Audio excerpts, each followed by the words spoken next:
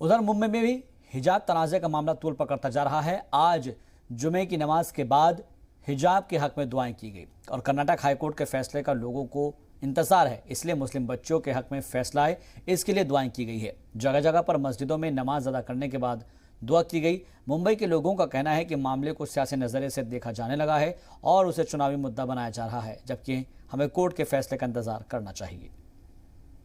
हम लोग जो है ये हिजाब और इस पे करें तो ये हमारा ये हमारा पैदाइशी हक है।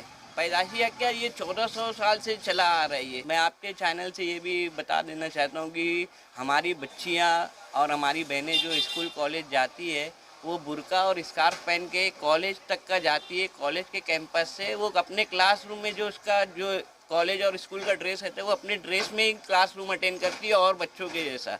वो एक वाहिद ऐसी लड़की या औरत नहीं रहती है कि वो बुर्का पहन के क्लासरूम में बैठे। वो रास्ते को जब निकलती है उसमें वो बुर्का और स्कार्फ पहनती है। हाँ, अगर कोई मुस्लिम मैनेजमेंट का स्कूल कॉलेज रहता है तो वो बच्चियाँ पहनती है उसमें बुर्का और स्कार्फ पहन सकती है। अगर कोई ऐसा मैनेजमेंट का कॉलेज रहता है तो जैसे दूसरे बच्चे रहते हैं वो बच्चों में। मैं ये बताना चाहता हूँ, ये जब जो चल रहा है ये सब पॉलिटिकल इशू है। ये सब जो राजनीति चल रही है सिर्फ इलेक्शन के ही टाइम क्यों होता है? 5 साल ये क्या करे? अभी हर आदमी यहाँ बेरोज़गार घूम रहा है पूरे हिंदुस्तान में।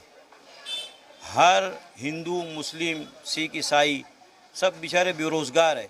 ये हुकूमत को चाहिए जो बेरोज़गार है, जो डॉक्टरों को नौकरियां नहीं मिल रही है, एजुकेशन के बच्चे हैं, आए दिन न्यूज़ में आता है कि देखो यहाँ ये हो गया, वहाँ हो गया, वो सब पर गवर्नमेंट ध्यान नहीं देती।